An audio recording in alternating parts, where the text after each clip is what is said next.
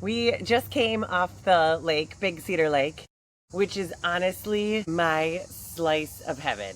It is my happy place in the summer, and every spare moment, every spare chance that I have, you'll find me out in the water somewhere. That's why Moana is my favorite Disney princess. I just watched the live action. Did anyone else catch that movie? If you haven't seen it, you gotta go see it. And I guess that's top of mind today because we stopped at Subway and they gave us like 20 Moana cups because they said that promotion was over. And so they're like, here, take all the Moana plastic cups, which I was like, great, because we love drinking out of those cups at the home. Kind of like we collect them along the way, and that's what we drink our like everyday water of, and they're all over. But now we have Moana edition. Anyways, in my past life, I was most definitely a mermaid, and we determined that my tail was a rainbow tail, and it was really fun going around and asking the kids all like if they were a mermaid, what color would their tail be? And it was so awesome because they were all different. So I'm like, mine would be gold, mine would be teal, mine would be hot pink. I got such a kick out of it. So what color would your tail be if you were called to the sea at one point in your life and having those Moana or mermaid vibes? Well, Moana separate, but mermaid, definitely. Rainbow! I can just see it now. We are out on the boat today, and there was like nobody out there. Literally, there was like one other boat on the lake, and I'm like, wow, this is wild. Thank you. Thank you for this day. Let us rejoice and be glad. I just felt so incredibly blessed and grateful to be able to go out there and enjoy the lake and spin the kids around on the tube all day and have like the best time of their lives, give them those best childhood memories. And I mean, who needs Noah's Ark when you have the tube? These kids and their reactions as they're hanging onto the tube. I mean, I give them a hell ride. I have like no mercy. I'm hammering down. I'm like, let's go, kids. Hang on. And I'm like, and right now our power steering is out on the boat. So you're like, it's like, that's why I call her my bucking bronco. Let's go, as I'm like trying to like do the toilet bowl cleansing for them. And they're just hanging on for dear life. They're like, whoa! And then they were like, once they survive like the huge wave and get mad air, they're just giggling, just laughing. And then I'm like, Mom! They'll be like trying to tell me how to drive from, they're like, slow down. You want what? To go faster? But I love when my husband Danny drives because he just does it with ease and grace, and you can tell he's not out there to hurt the children. I know these lake kids are built tough, but Danny, he has a little bit more tact about him, and he gives them one heck of a ride, and they still get mad air and they still are laughing. But then I get to sit in the passenger seat and just enjoy their reactions as they're on this tube. And my daughter Nevaeh has been riding middle like steady the entire summer. She won't give it up. And Danny like asked me today, he's like, why does Nevaeh always get middle? I'm like, princess gets middle. I don't know why. They have it worked out. It's working. They're not arguing about it. So we're good. We're good on this. And they're like, all right, like Nixon, get in the middle, like try it out. And he lasted for like a couple of minutes. He's like, all right, Nevi. He knew she wanted it. He's such a gentleman that way. He's like, all right, Nevi, come on in the middle. You do your thing. And then her bestie Harper is on the other side, and I guess they have some really, in-depth conversations while they're out there. Who knows what they're saying if you could just be a fly on the wall, but it's so great. And I made sure that when I was riding with the kids today, I like had like this moment of like presence. And I looked back at the kids and like, kids, like, I want you to listen to this. Check it out. And they're like, what, Mom, what? And I'm like, I just want you to know that these are the best days of my life. Like literally, hands down, the best days of my life is being able to spend that quality time in summers with my kids. What a blessing, because I know that moments are so fleeting. They go by so fast. Enjoy it while it lasts because they go so fast. That's exactly what I'm going to do. And I'm being called to be in this present moment here with you. And speaking about those beautiful children, I just wanted to kind of laugh about my last podcast with them. They have been asking to, start a podcast, be on the podcast all summer long. And it was just like the perfect time where I'm like, hey, you guys want to do the podcast today? And they're like, yes. And I got them all set up. They got their seating arrangements worked out. And again, Nevaeh had to be in the middle. She kind of like threw a fit about it. She's like, I'm in the middle. I'm like, okay, like the princess, I mean, pick your battles. And so she ended up being in the middle. And these kids just, I love their energy and their innocence and their naivete. It's just, I'm continually inspired by their boldness and their courage and how they choose to show up online. I try to tell them, I'm like, it's like a podcast. So you got to keep talking, and it doesn't translate when you upload it to Buzzsprout. Like if you're interacting, and they're like, no, we're writing our own script. We're doing what we want and how we want to do it. I'm like, I have to step out. Like when I made that like contract up in my head, I'm like, if I am to allow the kids to have this creative reign on their episode of the podcast, like I have to relinquish all of that control. So it was a hard exercise for me to do because so much of me wanted to like stand by and be like, what are they saying? And like censor it a little bit. Kids say the darndest things. But I couldn't. I was like, that wouldn't be authentic. That wouldn't be true. And I really wanted to just them show up, as they are. I had to like remove myself from the scene. And I just was like outside in the garden. And I was just like, I don't know what they're saying in there, but Lord knows it's on purpose, and that's exactly what they need to be saying when they need to be saying it. And go figure, they at one point had like 50 viewers on the live stream, and they were like celebrating hardcore. It was like screaming, and that's the moment where I like came running back in the room. I'm like, is everything okay? Like, is everyone all right? Because honestly, I didn't know. And they're like, oh yeah, no, we're good. We got 50 viewers on this. I'm like, dang, like I'm gonna take notes. Like it just goes to prove that yes, when you show up as your bold, unapologetically authentic self, it resonates with people and like almost gives people permission to do the same in that. And I thought that was just such a beautiful lesson that unfolded through the children and through their eyes. And then of course we got such a big kick of it on the way home. I live about 25 minutes away from our farm property. And on our way home, we listened to the podcast, and that was just so funny listening to them and their banter. For it to be translated onto the podcast, I just threw my hands up and it was like full surrender. And I'm like, I don't know how this is all going to come across, but hey, I'm glad they had that opportunity to do it. And who knows, like from the seed that planted with them, what that will percolate. I mean, God only knows, but I'm excited to find out because I've been reminded time and time again that it's not about me. It's about the future generation. And especially with them walking in faith and having the spiritual foundation that they are growing up with, which I never did, I thought that was really, really special. And hey, I just pray every day to be more like them in childlike wonder, in and with enthusiasm and excitement. I believe that's one of my gifts is the enthusiasm and the excitement. I'm just super pumped.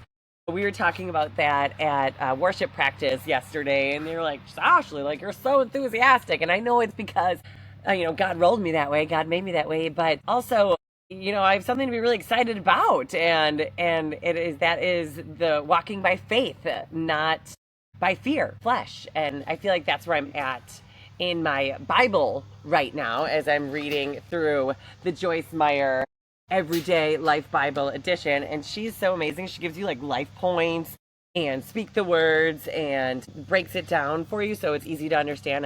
I've mentioned this before in past podcasts, but where I'm at right now, I gotta put my little Mary as my bookmark back in there. Hey, but this is all going to tie in together from where I'm going with this podcast. So I'm going to get there. Hang in there with me. So in Galatians 4:24 through 31, the Bible speaks about two covenants, okay? Describing two ways in which we can live. And the first way we choose to live by is by the works of our own flesh. What we do, what we bring to the table, our gifts, our talents, how we do it in our authentic self. We make our own plans and struggle to make things happen our way. In our timing. This describes the natural way, the normal way that, most people like you and I live. It's just how we are. Our ego takes over and that's what it is. It is a way that produces every kind of misery, as it says here. We struggle. we become frustrated. We got the why me? Why did it happen the way? How did it get here? And we become frail and end up weary and worn out. We lose our enthusiasm and we're ho hum. That's most of the time. We're confused, defeated, and have no peace or joy. And we're not called to live like that at all. Not in the slightest. No way.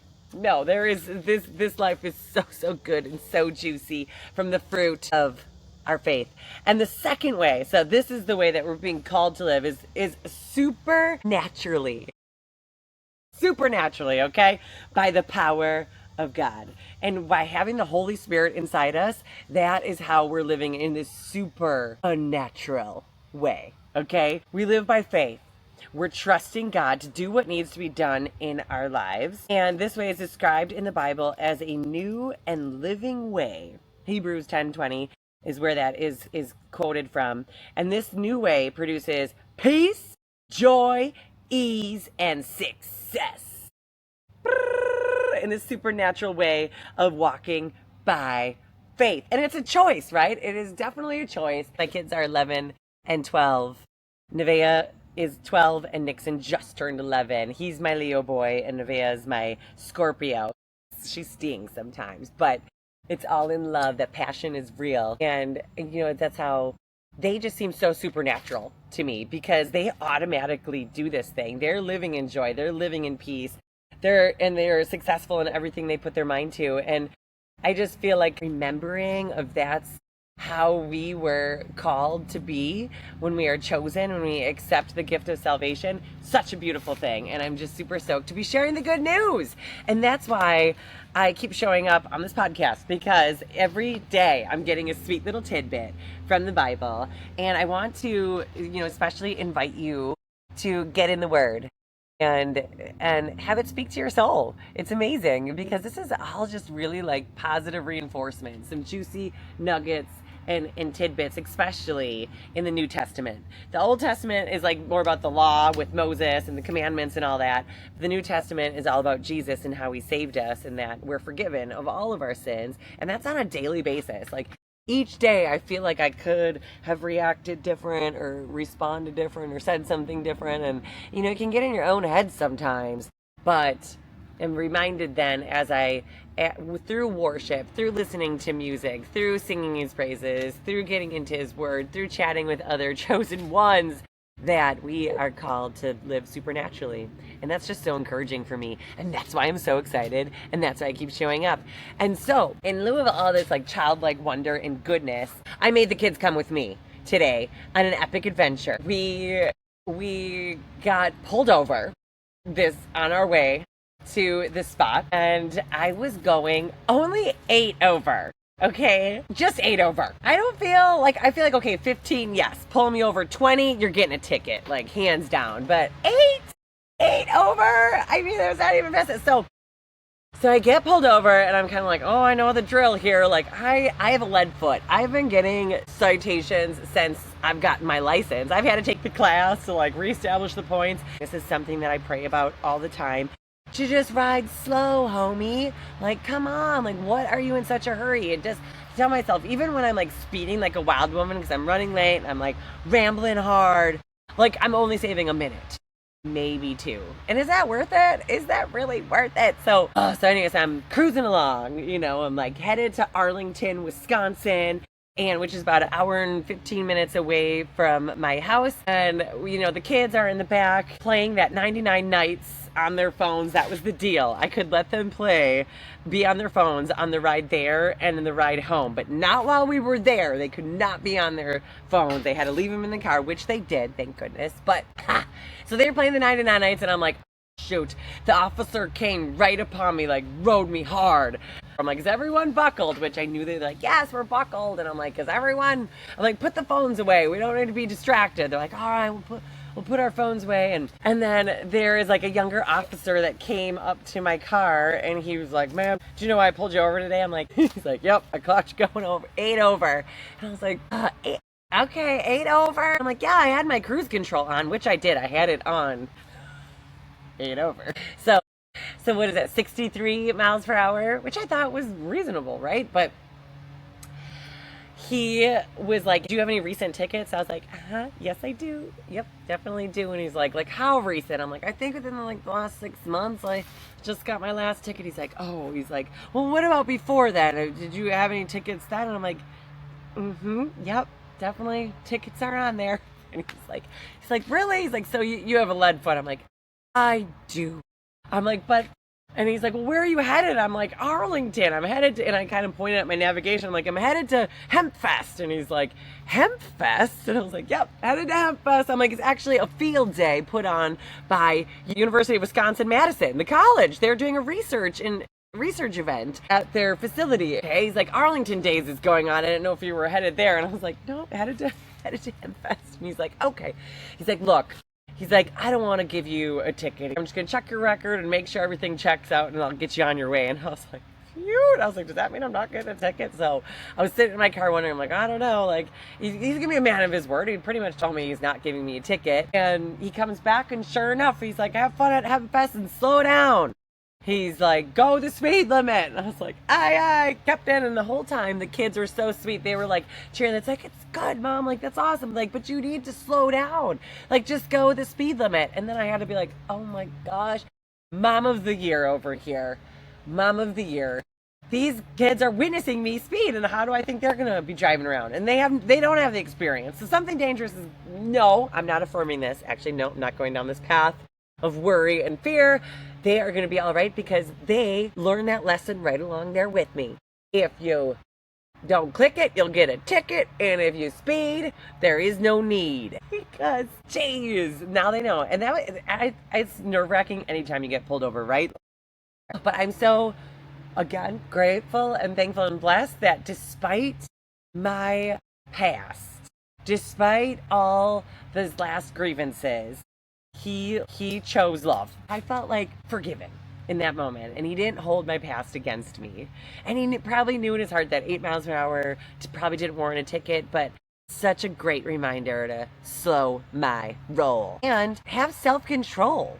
I feel like the self-control bit is really being tested in my universe at the moment. I'm at that age now, right, where it's like, I can't eat what I want when I want to eat it. I can't be speeding around town for no other reason than I just like to go fast. Like, I can't say what I want to say and how I want to say it all the time because that wouldn't be almost out of love. And let's face it, like, the devil is attacking, like, at every angle. He sees something good, something of like of love, of value, and he wants to bring it down. And I could have easily chosen a different reaction when I got pulled over. I could have been cursing in my car, but no, I just chose like the peace that surpassed all understanding and just kind of went with the flow. And honestly, if I would have got the ticket, like, I would have had to eat it. I would have known my audience of the 3 children in the back that are watching and learning. And I feel like today I broke some chains.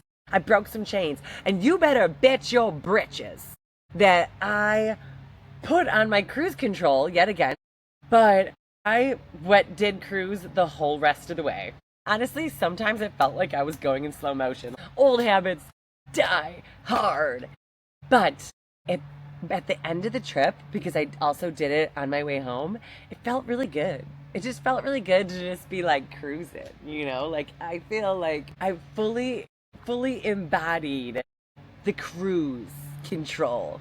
Just cruising on through the beautiful countryside and being able to enjoy my surroundings. Of course, staying off my phone. I cannot do it. It's such a hard habit to break, but I am guilty. I'm guilty, and that is, I've been reminded time and time again too, that from some close calls, that I need to stay off my cell phone, no matter, I mean, it's tempting, but now I'm like, not today, devil, no. And then that's how fast accidents happen, just like that, right? Like, we don't intend to get pulled over. We don't intend to swerve off the road. We don't intend to cause mayhem, but it's creeping around every corner. And I just say, not today, devil, not ever. Okay. But I got to do the preventative measures to be able to do that. And for the future generation, like my kids are watching. So we made it safely without any citation, and a great reminder of self-control and just being able to ride the wave and being on cruise. We made it to the 2026 UW-Madison Hemp Research Field Day. I loved it. I've been to the field day once before, so I kind of knew what to expect, and I really enjoyed myself 2 years ago when I had went. And I learned so much, and being able to listen to the experts, the doctors, the researchers that are putting in the work with culminating all the resources into this valuable research for hemp.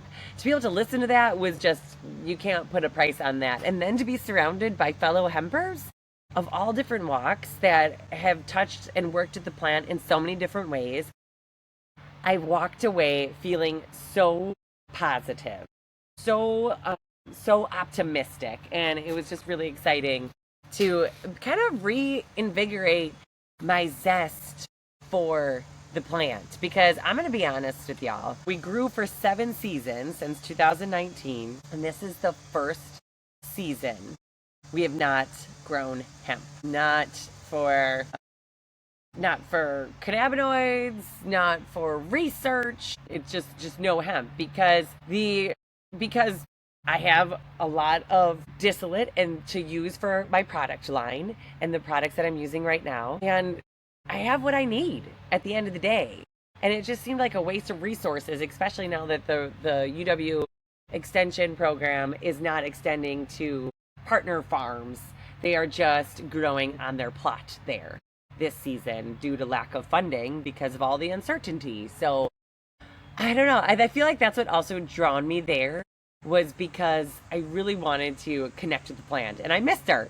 I missed my cannabis homie. I was like, hey, girl, come back to me. I do really miss her, and it was glorious. They started off the day with coffee, registration, some donuts. We got to hear from Dr. Shelby and Philip Alberti about their research this season and what to expect out in the fields. And then we loaded up on the wagons and headed back out to the fields. And those fields, the energy out there is just awesome. I mean, everything is so lush, so green, and they keep it really natural. So it turns out that the UW owns like 200 acres in that area that they farm on from all different types of crops and work with different farmers to be able to do so. So the expanse of all the research that is being conducted on this property is way more than, I feel like it was just wonderful to be able to witness some well cared for land that you could really tell people had the wherewithal to be able to do such wonderful research. So we went back to the high cannabinoid hemp field, and the girls were looking lovely, and it was wonderful. We got to hear from a lady named Grace, who is in the doctorate program, who I seen her 2 years ago. She did a whole research dissertation on companion planting with hemp, which is really interesting. And this year, variables were the nitrogen levels and cover cropping. So they used clover as a cover crop in some parts of the field, some parts not. And then 50% nitrogen added to the soil in the beginning of the year, and then ones that had no additives to the soil. And then it was really interesting that over the last couple years, they partnered with a weather radar device that is in the field and can give them readings of the exact weather conditions that would affect the plants.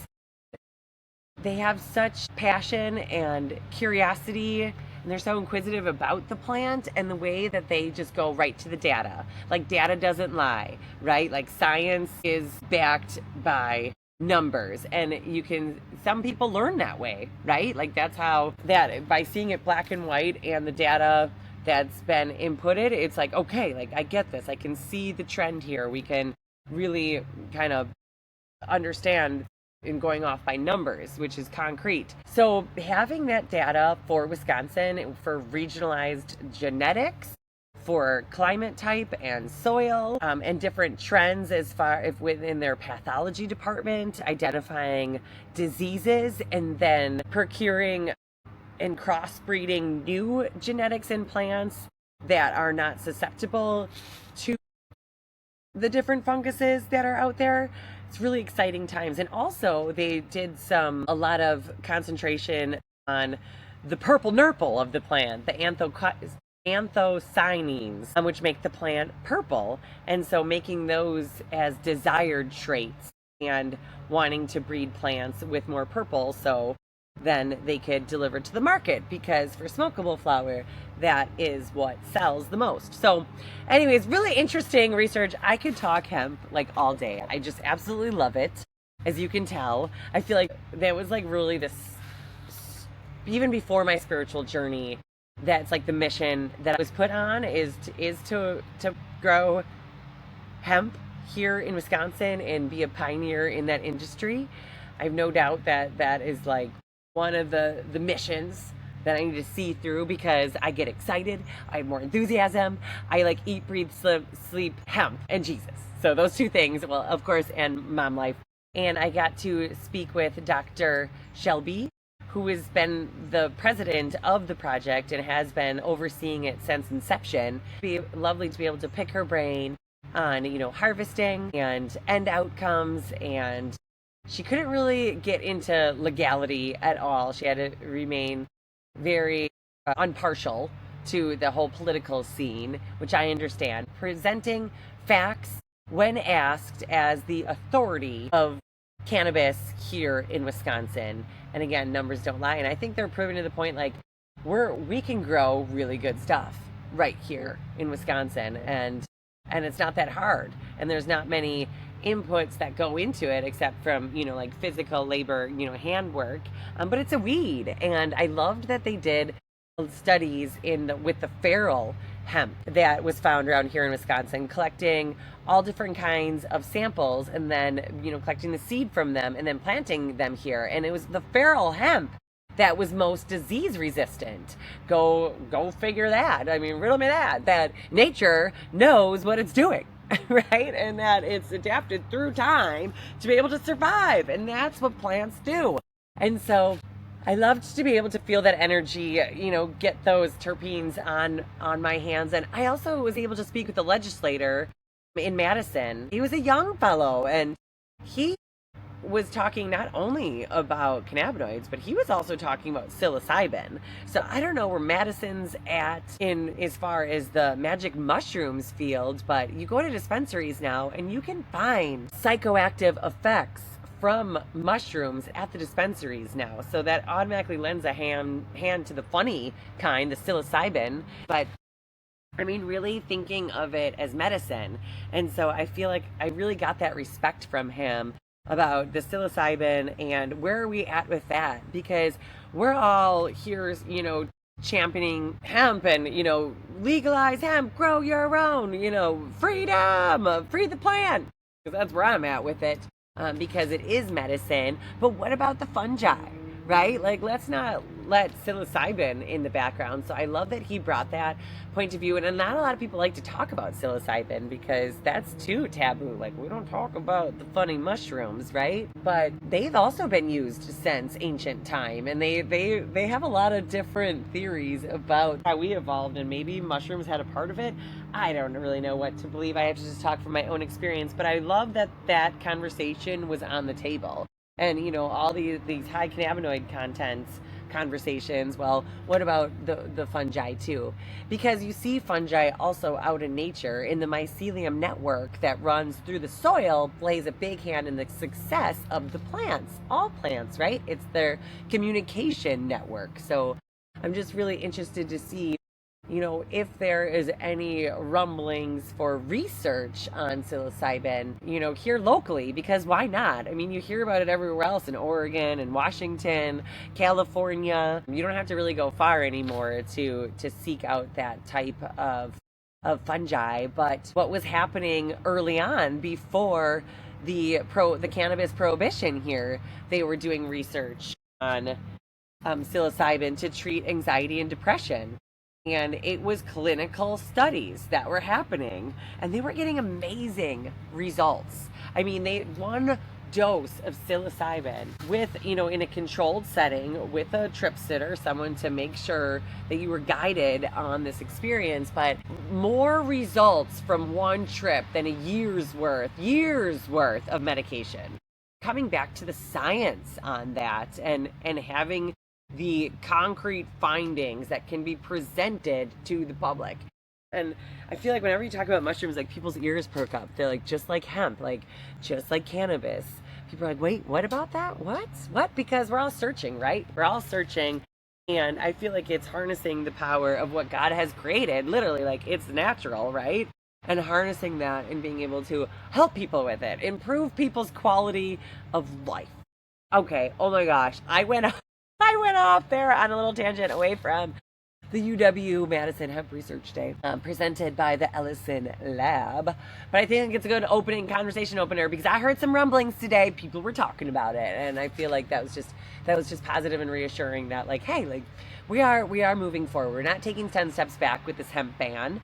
There was a lot of talk about that today amongst the peers of what the hemp ban means. My natural response, I'm going to respond supernaturally, and we're not going to be fearful, and we're going to have so much faith that we're going to hang on to our seeds, right? Like seeds are everything. And I feel like it really starts to get scary when you see a lot of this seedless fruit, seedless vegetables, because they're taking away that power. Talk about control to be able to grow your own. Of course, it's wonderful that pretty much anyone, if you're not a felon, can grow hemp here in Wisconsin. All it takes is a background check and a small minimal fee, but to apply for your hemp license, and you can legally grow hemp.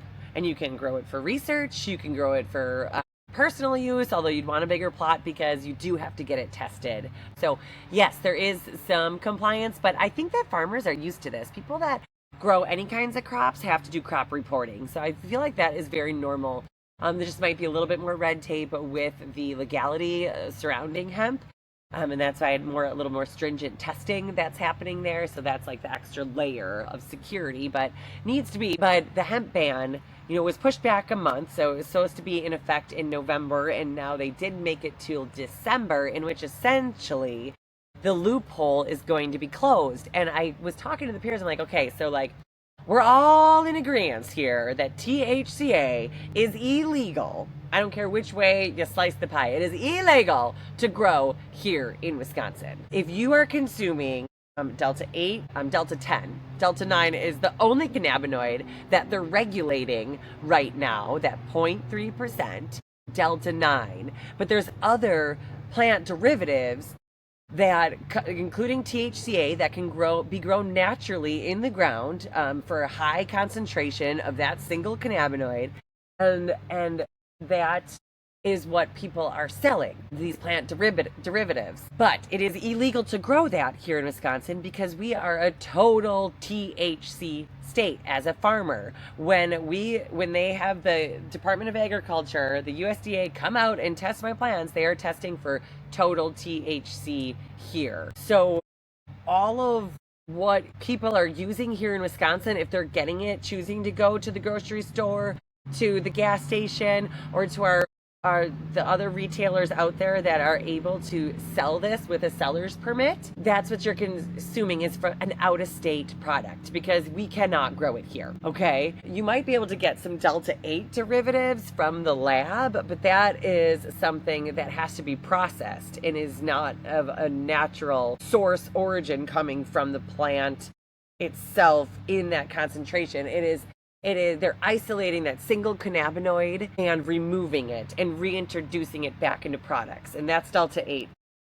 But THCA is different because it is the precursor to THCA. So as soon as combustion is added, as soon as it's lit on fire and you spark it up, that's when it knocks off that acid molecule, and now you have THC. So mega loophole, but it's just wild to me that we're over here Wisconsin's hosting the biggest party, right? We're like, woo, THCA, Delta 8, Delta 10, all these deltas that are getting me high. And I don't need a med card. I don't need any kind of different licensing to be able to sell it, just a seller's permit. And I can grow, but we can't grow it. Like, hello. I'm scratching my head on this one. And you know what? When people are going out of state to dispensaries, they are also purchasing now tea. Do you want to know why? Because their laws in their state aren't total tea states. Okay? So they can legally grow it without special licensing.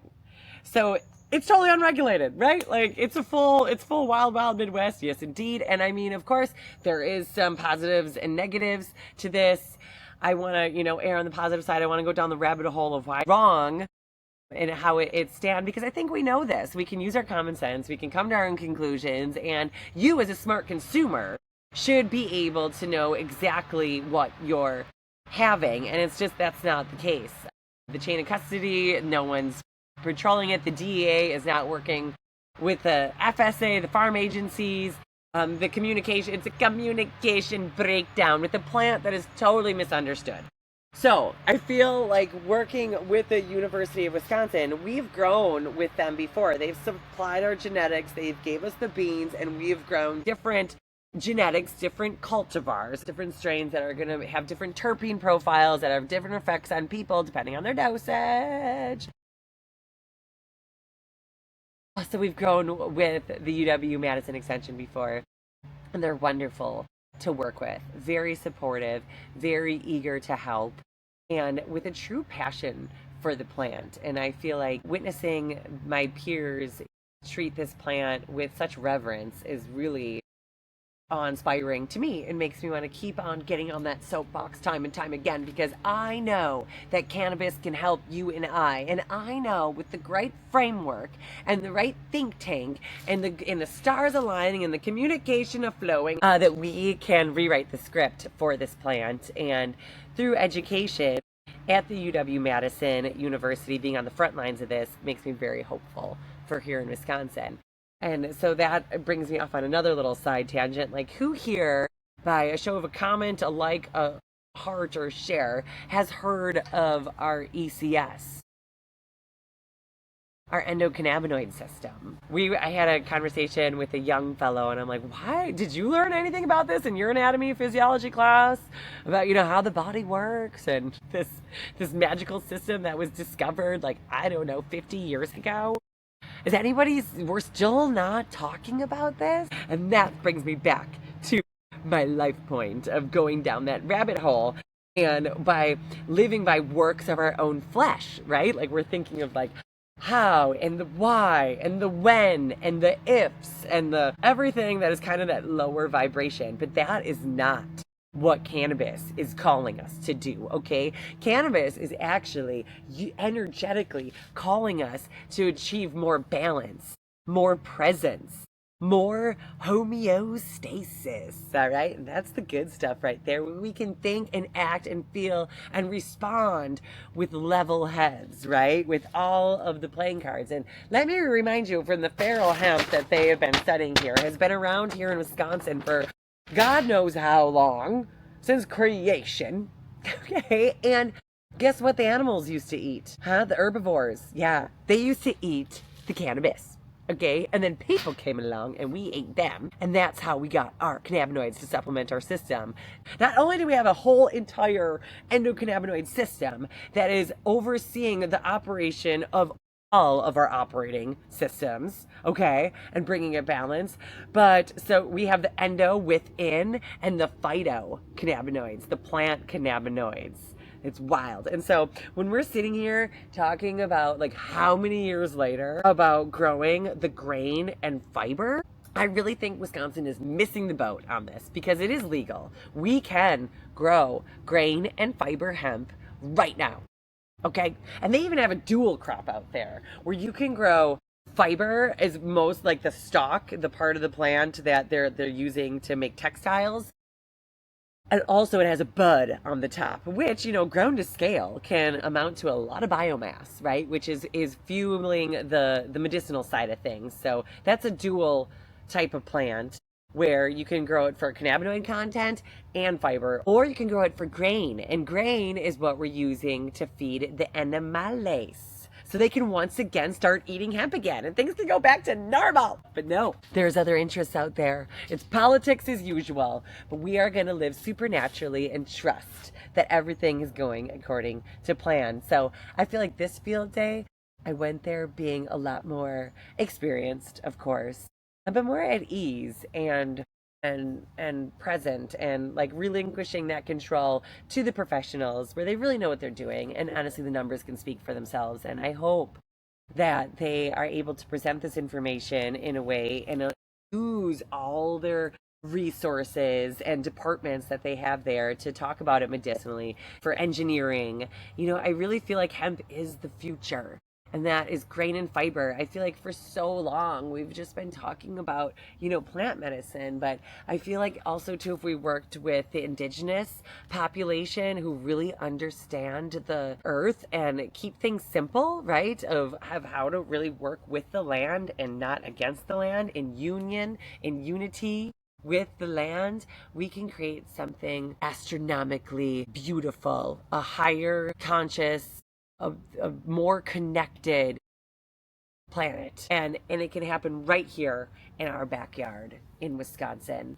I'm sending out the SOS to stay connected and trust the process and walk by faith, not by flesh, and we can utilize these gifts, these God-given gifts, to propel us into awesomeness. I love it, need it, gotta have it. We talked cover crops, soil health, education, gene editing in cannabis, genetic analysis of the anthocyanins of hemp, sensor-based crop growth modeling, amazing. And then on the industrial and farrow hemp side, grain and fiber breeding and genetics updates, industrial grain fiber hemp variety trials, fusarium disease and mycotoxin risk in hemp. So I feel like these are just all like good controls, different variables that they can really play with and then present this information. They are connected on a website called Seed Linked that a lot of farmers use to pick out their genetics and their seeds that they're going to plant that season. So that's really exciting